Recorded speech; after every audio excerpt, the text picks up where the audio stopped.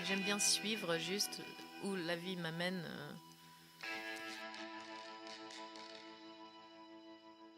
Je me dis, no thinking, only action. Juste tu fais. Bye Bye Johnny, le podcast est le nouveau rendez-vous des personnalités rock'n'roll. Viens, je t'emmène dans les backstage d'un concert, dans les coulisses d'un film ou d'un défilé.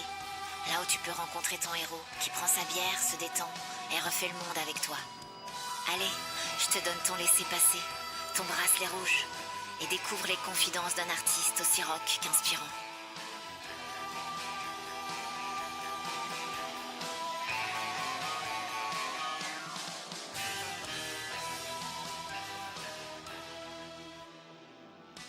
Aujourd'hui, je reçois une artiste, une vraie, comme moi je me l'imaginais petite.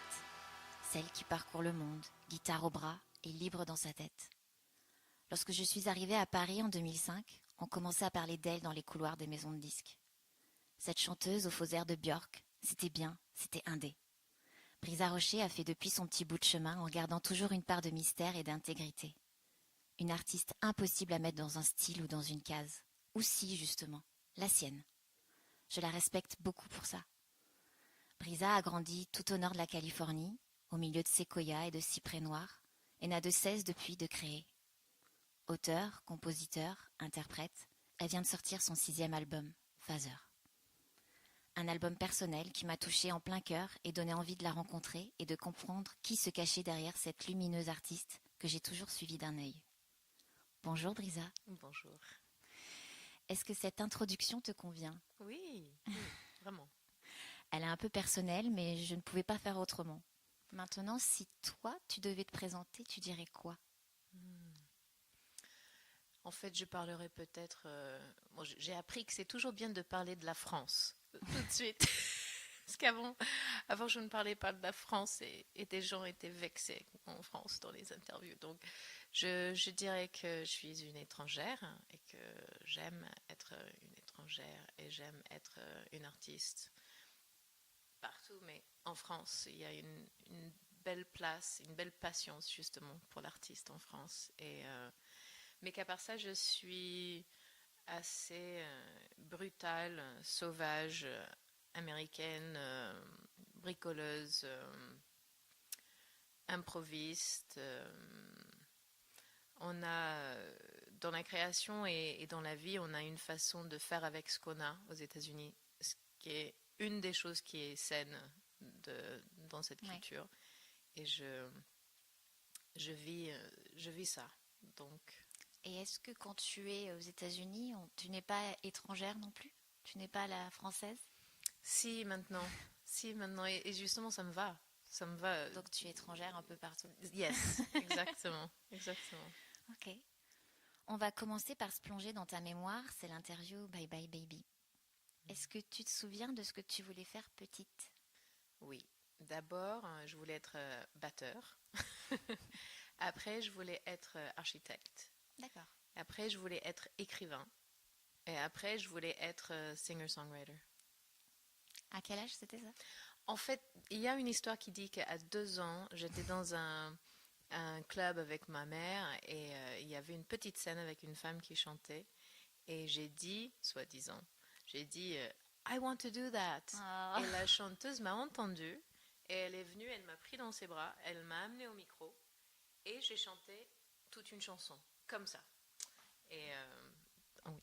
Et du coup, ça aurait été alors peut-être la première chose que je voulais être et puis la dernière.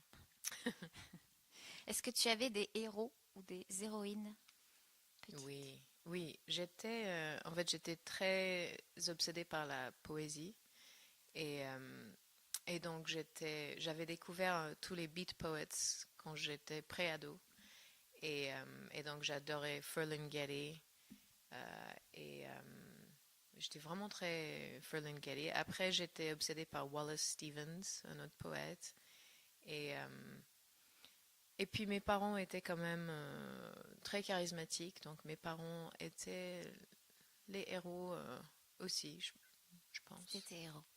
Oui. Est-ce que tu pourrais me raconter un moment heureux de ton enfance qui te vient là tout de suite ? Oui.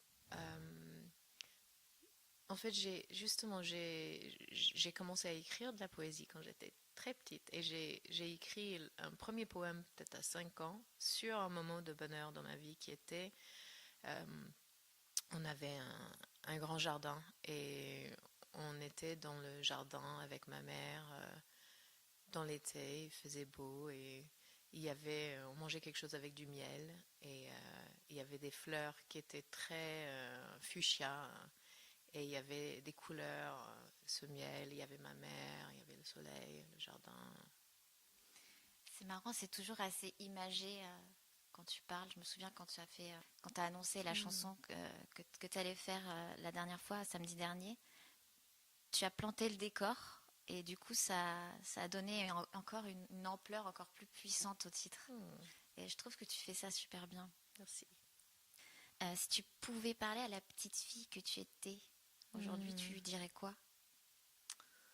Oh, c'est émouvant ça. Euh, En fait, c'est curieux parce que je me suis jamais sentie enfant. En fait, j'ai jamais senti une différence. J'ai l'impression d'avoir le même conscience depuis Que quand t'es toujours. petite, ouais. Oui. À la fois, je sais maintenant ce que j'ai dû traverser, ce qui était très dur, mais, mais j'ai réussi, j'ai survécu. Et donc, je ne sais pas s'il y a quelque chose que je pourrais lui dire, que je pourrais me dire. Ou envie de lui dire? Peut-être juste que de croire en moi et de rester, de rester forte. Et ta période ado, tu t'en souviens? Je m'en souviens, mais malheureusement, j'ai pas eu des phases de vie comme la plupart des gens. D'accord. Et quand j'étais ado, déjà, c'était marqué par juste à l'âge où tu veux un peu voir des copains et tout ça, on est parti avec ma mère et mon beau-père vivre à la montagne sans électricité, sans téléphone. Ça, c'était pas super fun. Et après, je suis partie pour vivre avec mon père et il est mort et je suis pas revenue. Donc à 16 ans, j'étais émancipée. D'accord. Et puis à ce moment-là, mes amis voulaient. C'était à Seattle, donc c'était plein dans le moment grunge. Il y avait Kurt Cobain qui jouait, il y avait tous ces Soundgarden et tout ça, Pearl Jam. Mais je ne voulais pas participer puisque il y avait l'alcool et je venais de voir mon père mourir d'alcool et la drogue et je ne pouvais pas être autour de ça. Je me De ce sentais genre en de... Ouais, décalage total.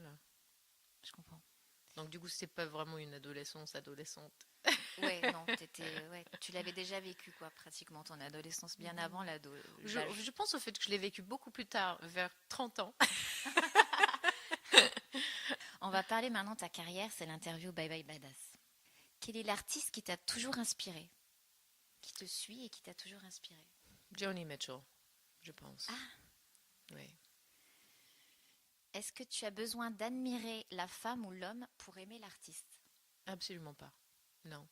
Il y a plein d'exemples d'art magnifique et quand tu lis la biographie, Oui, oh, oui, c'est pour ça. Ouais, même il n'y a pas de raison. D'ailleurs, on m'a demandé d'écrire sur une héroïne de rock and roll que j'admire. J'ai écrit sur PJ Harvey et j'ai envoyé la chose que j'avais écrite et on m'a on m'a demandé de rajouter des éléments genre sur son allure et son personnage ou je sais pas quoi. Et j'ai répondu, euh, je ne la connais pas. Son allure, tout le monde le voit. Et si tu vas tomber dans un cliché tout de oui, suite en bien sûr. disant petite femme, roqueuse, comme un oiseau, mais avec des vêtements machin, who cares quoi? Who gives a fuck? Ouais, je Et comprends. après, son, c'était oui, elle en tant que personne. Et je dis, oui, on ne la connaît pas, c'est ses amis qui la connaissent. Ouais, Et donc il je m'en voulait la fous. mettre dans une case. Il voulait que moi, en tant que femme, j'écrive sur Oui, l'allure d'une rockeuse et mon idée de sa personnalité. Et je m'en fous. Tout ce qui m'intéresse, c'est sa ses création. chansons, sa musique. D'accord. Donc ça te gênerait pas d'aimer, par exemple, un vrai connard, quoi. Non, ouais, je pourrais aimer son art.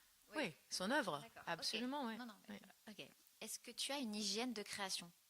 Une routine, tu sais, que tu mets en place pour créer? Oui, non. Je peux créer tout de suite, n'importe où, n'importe quand. L'hygiène, c'est justement ça. C'est être dans l'action. C'est ne, c'est, je me dis, no thinking, only action. Juste tu fais.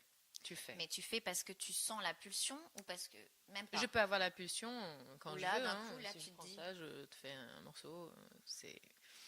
Alors, il y a des moments où je suis, où yep, ça vient toute seule et je dois le faire, mais ça peut venir quand je veux, hein. d'accord. Non, parce que tu as fait ton album en deux, enfin, tu as fait 8 chansons. Oui, oui, oui. C'était spécial puisque je voulais juste dormir et mon cerveau, il a écrit tous ces morceaux. La chance.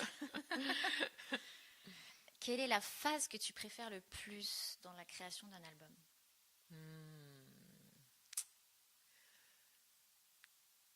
La, Bah, soit l'écriture des morceaux ou la production.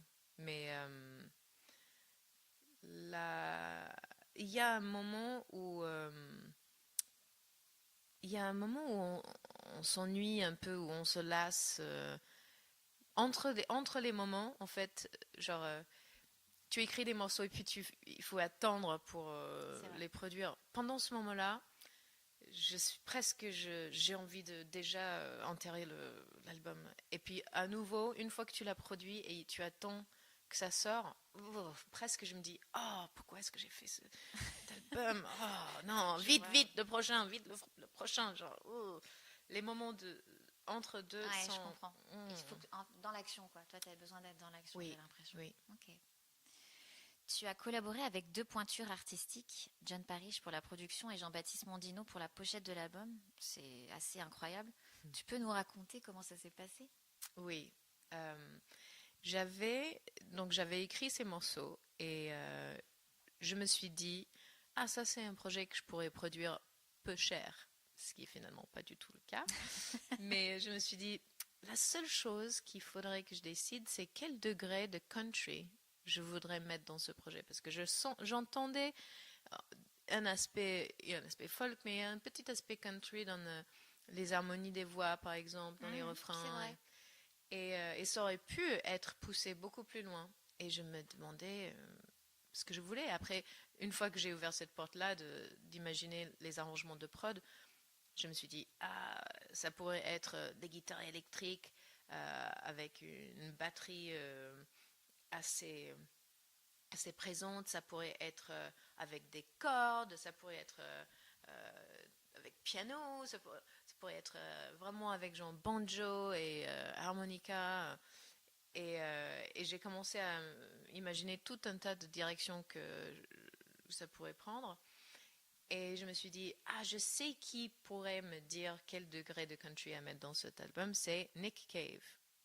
Du coup, je lui ai écrit une longue lettre, pas demandant qu'il fasse la prod avec moi, juste demandant son point de vue sur combien de doses, quelle Génial. dose de country je devrais mettre dans ce projet. Mais pendant que j'attendais pour trouver son adresse ou une façon de lui faire parvenir la lettre, j'ai fait un morceau Bowie comme Bowie et je l'ai fait masteriser en Angleterre par un master que j'aime beaucoup qui s'appelle Sean et je me suis dit ah tiens euh, peut-être que lui en fait je savais qu'il connaissait John Parrish et donc j'ai dit ah j'ai ce projet un peu country tu connais quelqu'un qui pourrait me donner son point de vue sur le dosage de country dans ce projet. Par hasard. Du coup, il me dit, bah oui, c'est John Parrish. Et donc, c'est lui, le master, qui lui a D'accord. envoyé les maquettes. Mais puis, j'ai pas eu de réponse pendant assez longtemps. Et, euh, et un jour, j'ai eu un mail de John qui m'a dit, j'adore ce projet, je veux absolument le faire. Donc toi, T'as tu lui quoi avais envoyé comme... tes maquettes, guitare-voix. Ah oui, très très brut parce que c'était l'été où j'ai déménagé, donc j'avais même pas mon home studio D'accord. d'habitude, c'était vraiment téléphone ou des ordis des amis, des choses vraiment un peu. C'était très basique. D'ailleurs, il y a une maquette qui est sur l'album, c'est Can't Control, qu'on a C'est ma habillé un deuxième peu. préférée.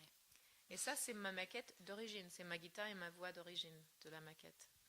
Et donc oui, il a dit oui et on a commencé à trier les autres morceaux parce que j'avais assemblé du coup tous mes morceaux un peu folk country-esque qui traînaient pour faire le tri. Et d'ailleurs, il a enlevé deux que j'aurais vraiment bien vu dans Ah, cet parce qu'il a album. enlevé des titres que tu avais fait? Bah en fait, je lui ai donné une grande choix parce qu'il y Ah oui, avait t'en avais fait combien?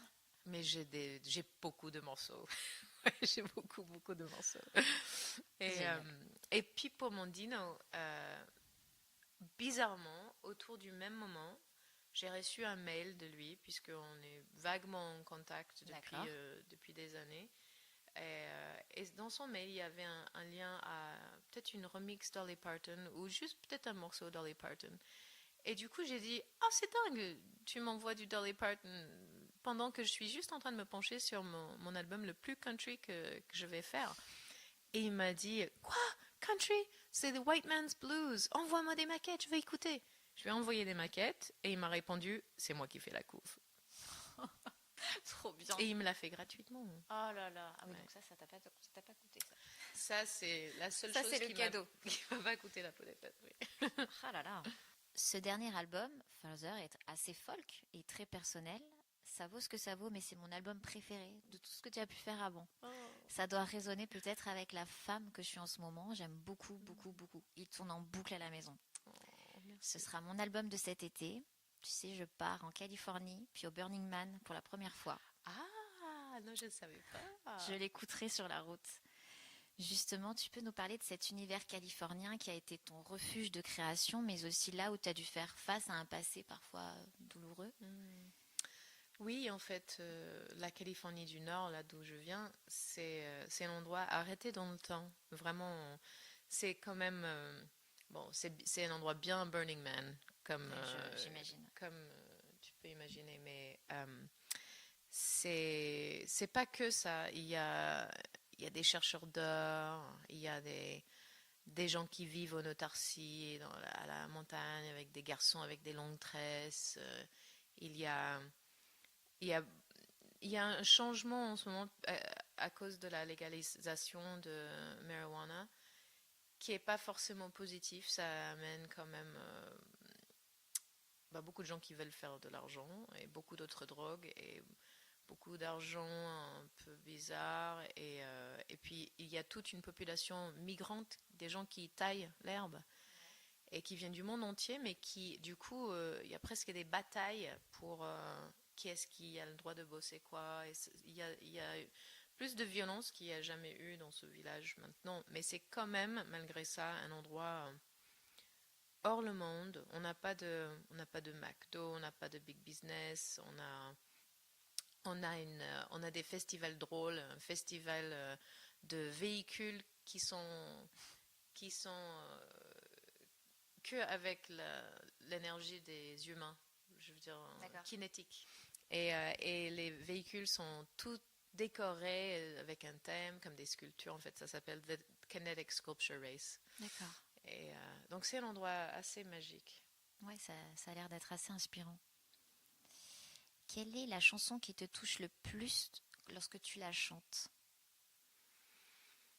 Hmm. Je les ai pas toutes chantées depuis l'enregistrement en fait. Mais Mais où tu sais que là, ça va faire quelque chose quand tu vas la chanter. Moi, je sais que quand j'étais sur scène, il y avait un titre qui était compliqué. je ah je dirais peut-être Can't Control quand D'accord. même. C'est en tout cas quand je l'ai écrit en fait quand j'ai écrit tous ces morceaux, j'ai failli pleurer dans Waze. Dans les maquettes, tu peux entendre Non, mais ça. Même sur Can't Control, je pense que tu le ouais, sens, ouais. tu le ressens. Pourquoi 48? Parce que c'est l'âge à laquelle mon père est mort. Ok. C'est Je me doutais. Et puis moi, j'avais 16 ans. Et du coup, D'accord. D'après toi, est-ce que tu penses qu'on est artiste seulement si on crée? Par exemple, si pendant une période tu ne crées rien, est-ce que pour autant tu n'es plus artiste? est-ce que l'artiste existe que dans l'action ou aussi dans la D'après ce que tu réflexion? me dis de toi, j'ai l'impression que oui. Alors, je ne sais pas, puisque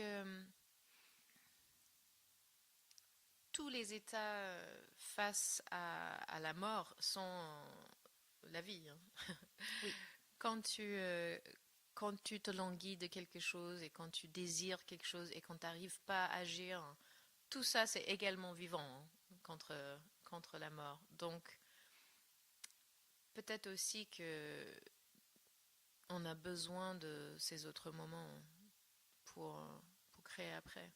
Je sais que pour moi, j'aime vraiment être dans l'action. Donc quand je ne fais pas, quand je ne suis pas en train de travailler, je répare mes vêtements, je j'écris, avant je peignais, je dessinais beaucoup. Là, depuis 2 ans, j'ai pas pris le temps de faire ça, mais euh, est-ce qu'on peut, je pense mais qu'on par est. exemple, si demain tu, je sais pas, ça me paraît bizarre, mais si pendant 2 ans tu ne crées rien, est-ce que tu penses que tu seras plus artiste? Qu'est-ce que c'est artiste de toute façon? Je ne sais pas. Je pense que quand tu fais à manger, t'es artiste. Quand tu ranges ta maison, t'es artiste. Quand tu t'habilles, t'es artiste. Ou pas, mais il y a des gens qui sont pas esthétiques et des gens qui sont pas gourmands. Et eux, ils doivent avoir une organisation mentale, cérébrale, qui quelque part est artistique. Quel est ton dernier coup de foudre artistique? Hmm. En fait, j'ai commencé à regarder. Il y a des choses sur le net qui s'appellent Tiny Desk Sessions. Mhm. Tu vois ce que Ouais, c'est? je vois très bien ce que c'est. Moi, je les ignorais en fait, ces trucs. Et j'ai trouvé plein d'artistes que j'ai adorés. Il y avait un qui s'appelle Big Thief. Mhm. Et elle est juste délicieuse. J'ai envie de me marier avec elle. Et son guitariste est incroyable. Il bouge comme si tout son corps était de caoutchouc en soie, quoi. C'est dingue. Et c'est très émouvant. Donc ça, et puis il y avait d'autres sur Tiny Desk, mais ça c'est le premier qui me vient à l'esprit. J'irai voir. Est-ce que tu penses qu'il faut s'aimer pour monter sur scène? Si c'était le cas, il y aura beaucoup moins d'artistes sur scène, hein. Non, je pense pas. Je pense qu'il faut aimer Ouais, pour, il faut transmettre l'amour quelque part pour être sur scène, mais s'aimer, non, on peut être un diamant, hein, sans s'aimer. dans cet album, on est amené à lâcher prise, à laisser s'échapper ses émotions. C'est justement l'interview Bye Bye Spirit. Alors, chère Brisa, si tu pouvais t'adresser à Dieu, tu lui dirais quoi? À Dieu ou à ce que tu crois? Hmm. Euh, je dirais, ah, c'est bizarre que ça me vient à l'esprit comme ça. J'allais dire, j'allais dire merci, et puis j'allais dire je suis désolée. Et ça, c'est bizarre, hein. Pourquoi, désolé? En fait, là, dans ma vie personnelle, je traverse une longue période compliquée et j'ai pas l'impression, je pense, d'avoir pu profiter et apprécier tout ce qu'il y a dans ma vie comme je voudrais. Donc, du coup, je pense que c'est un devoir quand même de profiter, C'est vrai. d'apprécier, d'être entièrement sensible aux bonnes choses qu'on a. Et j'ai une frustration en rapport avec ça. Et du coup, je m'excuserai, je pense, auprès de Dieu. Crois-tu à la vie après la mort? Oui, je viens de faire des morceaux dans un hommage à Joseph Léon. Oui. Et c'était quelqu'un de très important dans ma vie et depuis sa mort, il m'a communiqué des choses très très directement et Genre, ça il s'est m'a manifesté par... plusieurs façons, il m'a déjà parlé. Tu sais, quand tu te réveilles, c'est entre les deux états, là, parfois tu peux entendre les voix. Et là, il m'a, il m'a dit que it was gonna be alright. Et ça, c'était très sweet. Et avant ça, il est venu dans un rêve et il m'a dit qu'il s'est pas tué exprès, parce qu'il a pris une overdose d'héroïne, mais il m'a dit que il voulait revenir et il n'arrivait pas. Et après, en fait, lui, son premier album Hard as Love était sur notre histoire d'amour. Et après, moi, je lui ai écrit un morceau Hard as Love en réponse à ça. Et dans, dans mon studio, mon ordinateur, rien n'était allumé. Je veux dire, l'ordi était allumé, mais il y avait pas de iTunes ou de Spotify ou de quoi que ce soit. Et mon morceau pour lui, Hard as Love, jouait en boucle. Et j'ai tout éteint et j'ai dû éteindre tout l'ordinateur pour que ça s'arrête. Et après, je voulais chanter Hard as Love et puis l'autre morceau que j'ai écrit pour lui qui est Without a Plan, à l'hommage. Et, euh, et finalement, j'ai eu un coup de fil des amis qui m'ont dit non, non, en fait, est-ce que tu peux pas juste, s'il te plaît, chanter son morceau Across the Sea?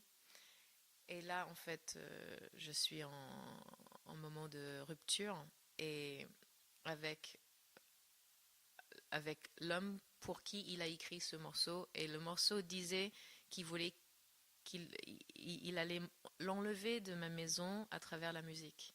Et là, c'était au moment où je l'enlevais à travers la musique. Oh là là, c'est Et dingue. du coup, j'étais là, waouh, ok, bon, ok.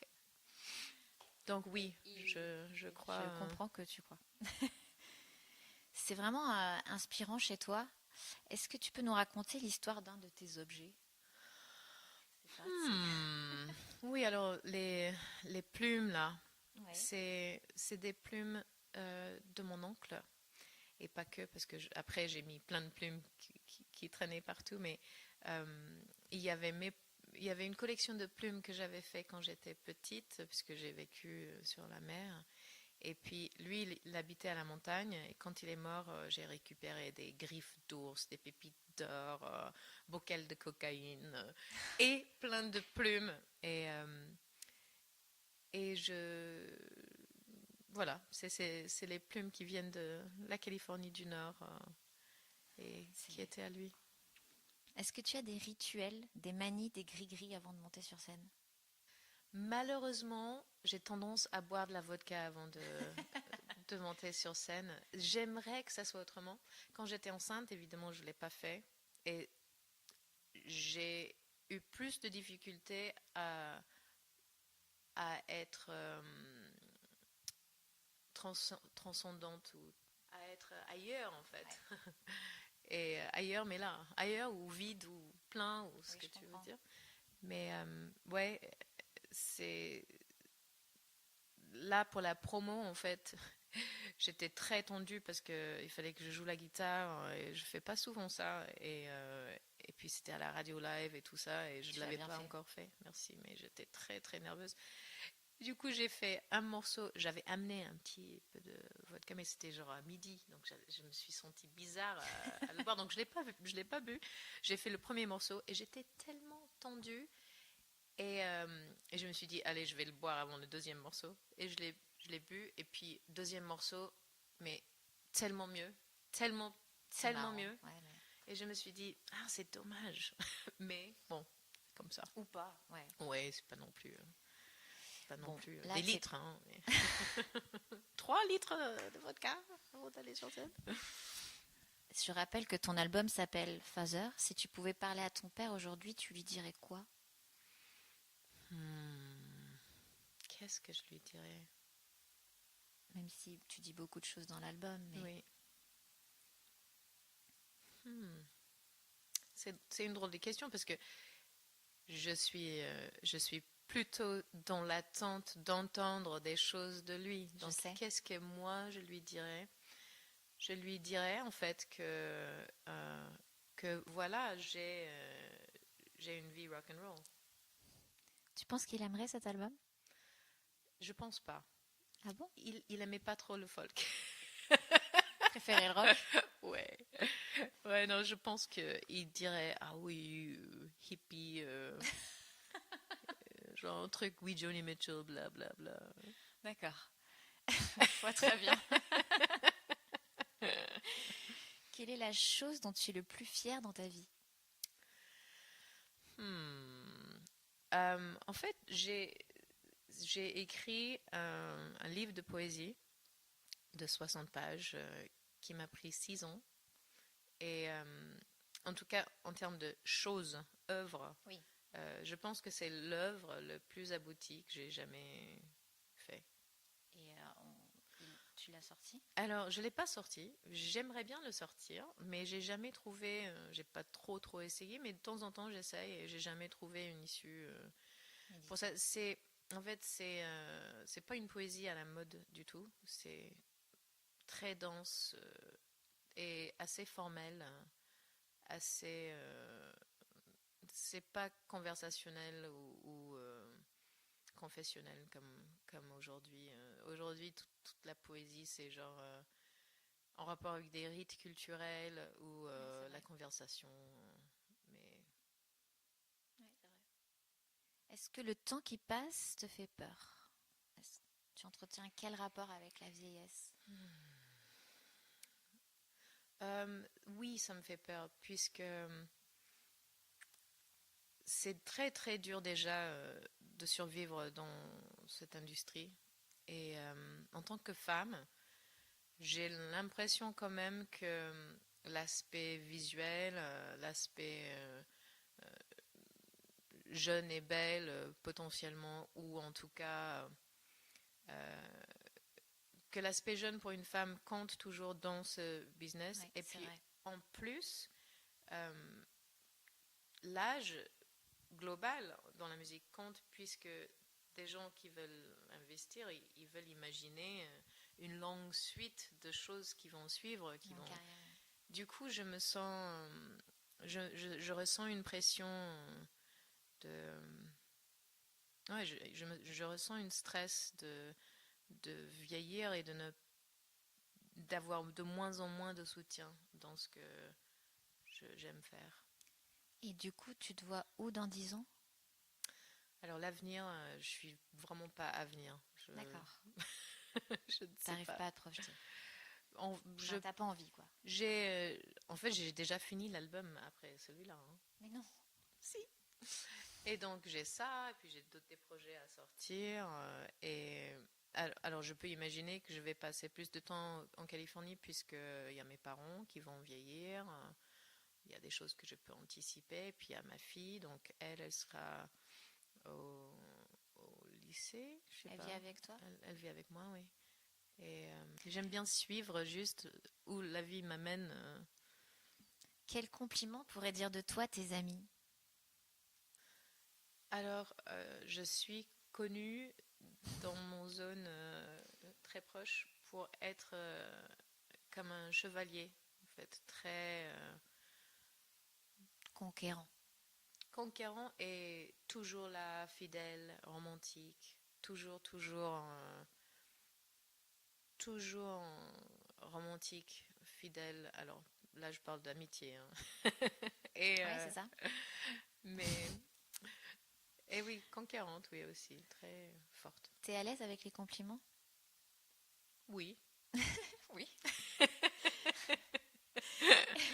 Ah oui, on va pas, Non, mais t'as raison. Et le on va défaut qu'ils profiter. pourraient dire de toi? Égocentré, têtu, hmm, très, Têtu, je veux bien le croire. Égocentré, je trouve pas. très focusé sur mon travail et ma création, quoi. Vraiment. Donc, du coup, parfois c'est un atout, parfois c'est un défaut. Moi, je ne suis pas ton amie. Je suis juste venue t'applaudir samedi dernier lors de ton showcase à la librairie Gilbert Joseph. J'ai beaucoup aimé ce que tu dégageais. C'était dans des conditions assez difficiles et tu m'as beaucoup touchée. Merci. Tu as fait face avec beaucoup de grâce et de professionnalisme.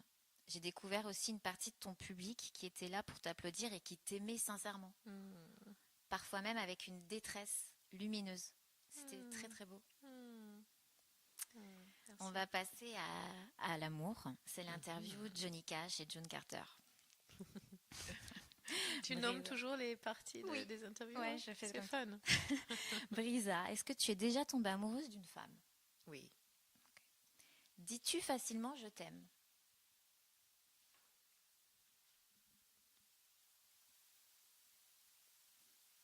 Oui. Quelle est la plus belle chose que tu aies faite par amour? Hmm. Un enfant. C'est une très bonne réponse. Euh, Selon toi, quelle est la plus belle chanson d'amour de tous les temps? Ouf. Alors, peut-être pas belle, mais il y a une chanson, une espèce de cri d'amour, hein, qui dure 22 minutes. C'est You Do Right par Can. Et oui, voilà, c'est ça. C'est ça. Ok. Bon, on arrive à la dernière catégorie de cette interview. Donc là, Brisa ne m'en veut pas, hein. C'est des questions sans queue ni tête. C'est l'interview Bye Bye Crazy. Hmm. Justement, Brisa, est-ce que tu as un petit secret à nous dévoiler sur la rencontre avec John Parrish? Un petit secret un peu croustillant. Hmm. Well, c'était très très touchant parce que, alors tu ne le sais pas, mais j'ai vécu cet enregistrement avec Patience. Et on vivait ensemble juste à côté du Je l'ai studio. lu dans un autre interview, ça. Ah, ok. Ouais. Et, et Patience, donc Patience is a baker.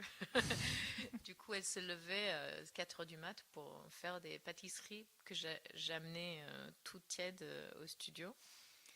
Et l'anecdote croustillant, peut-être que c'est que John, il faut qu'il gère ses sucres de diabète, machin.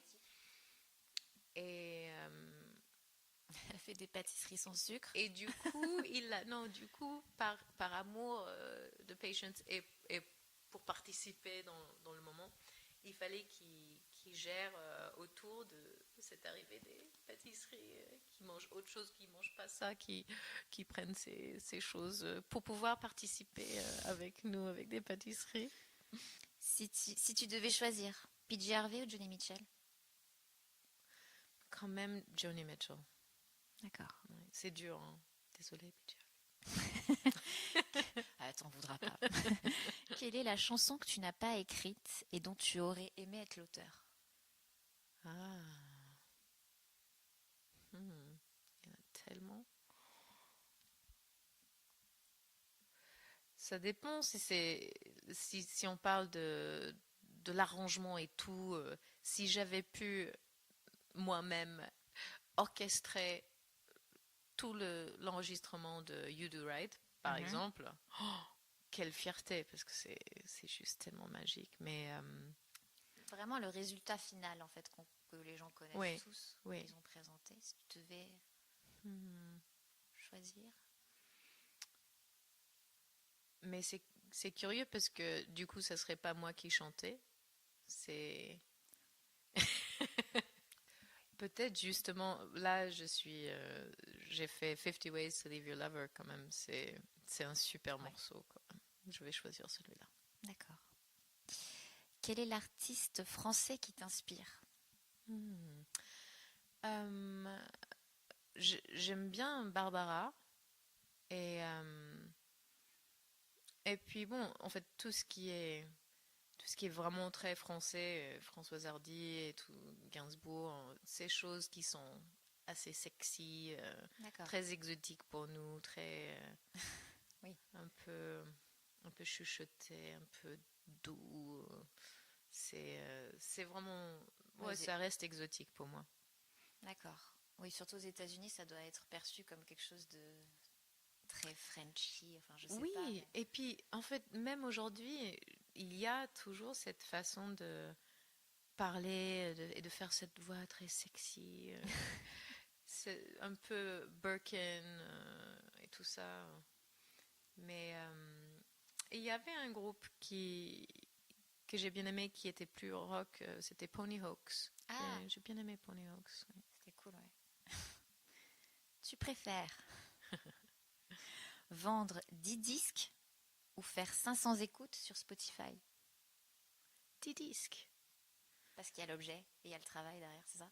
Euh, Bah, déjà, je gagnerais plus d'argent sur 10 albums que sur 500 écoutes. Et je suis désolée, mais là aujourd'hui,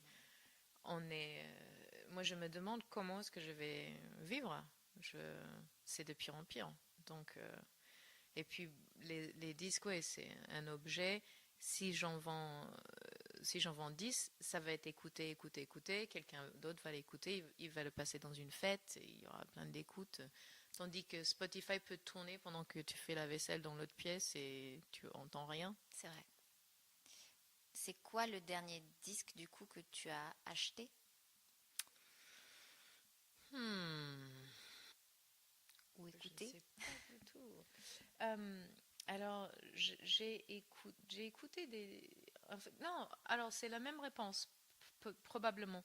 C'est Lucinda Williams et c'est son album Bleu Pâle là, qui est sorti parce que je l'ai acheté avant de faire l'album Father, avant de l'écrire.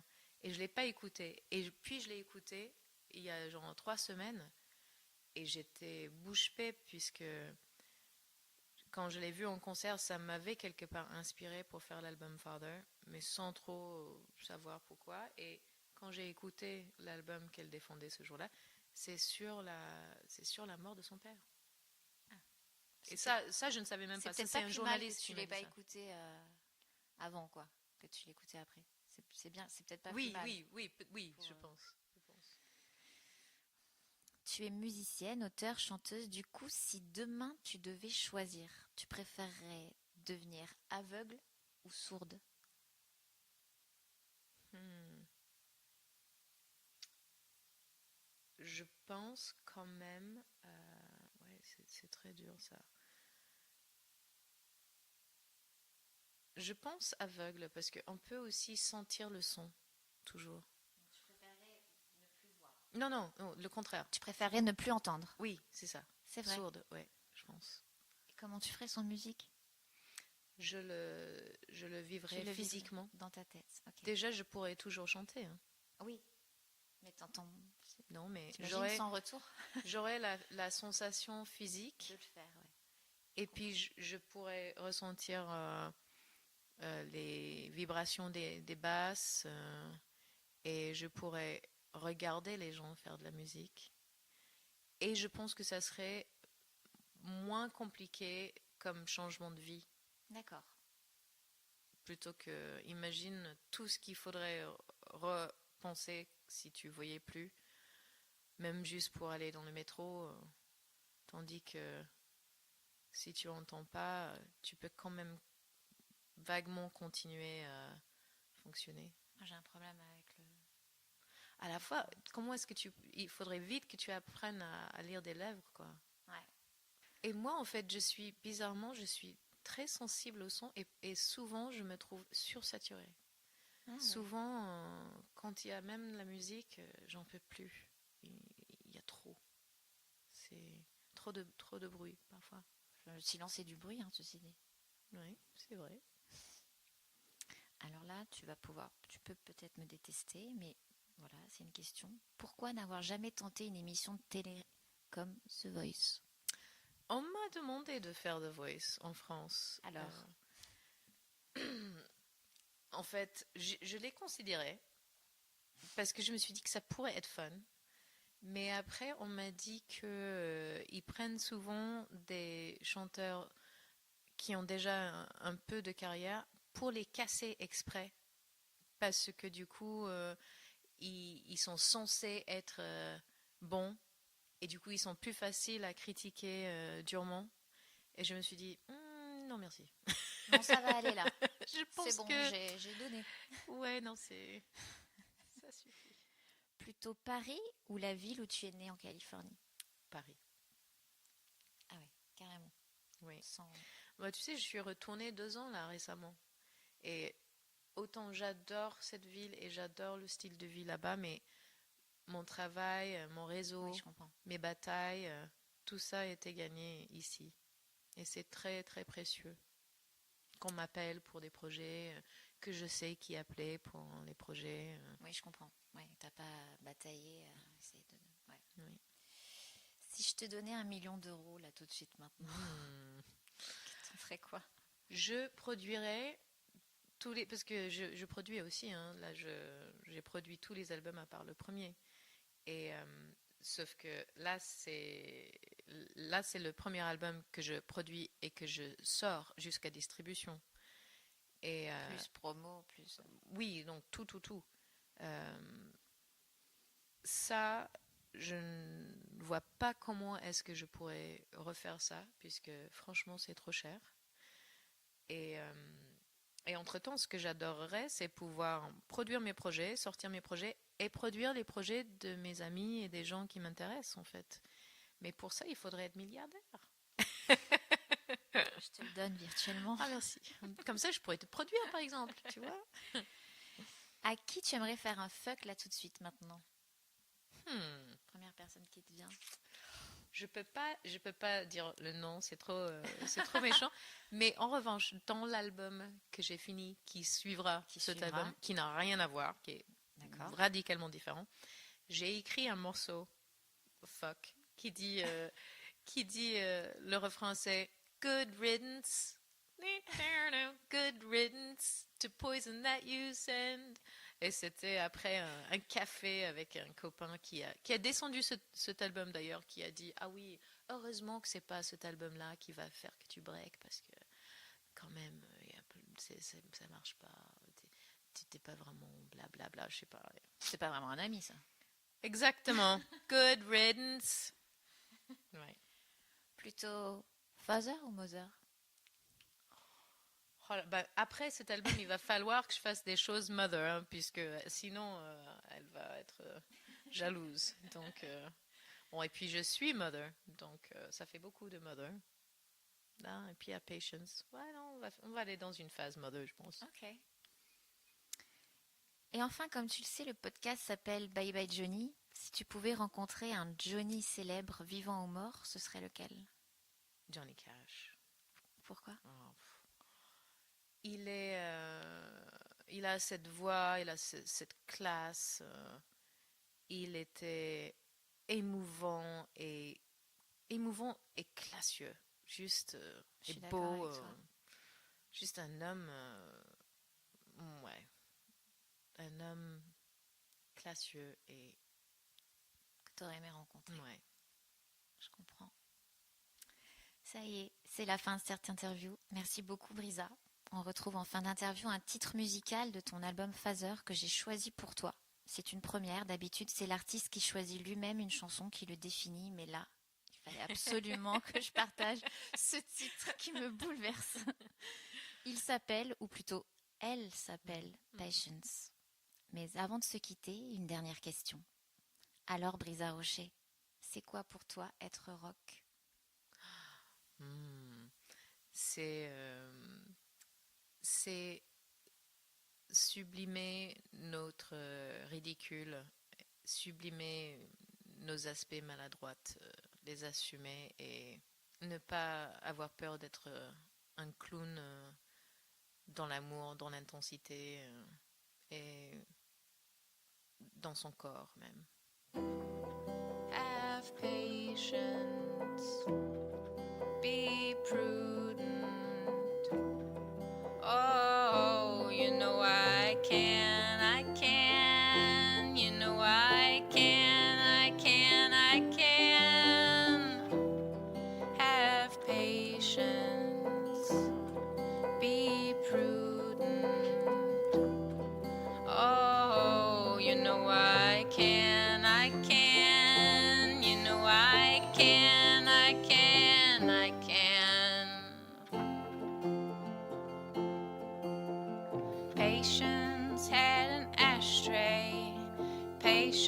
Patience had a pen. She gave them to her drunken man. Patience had a blanket made by hand. She lay her blanket on her sleeping man. Patience was a baker with burns on her arms and hands. She held her hands out for her speaking man. Patience had a rainbow woven in an old Afghan. She placed her rainbow on her dying man. Beautiful patience, all your grand plans vanished with the ashes of your man.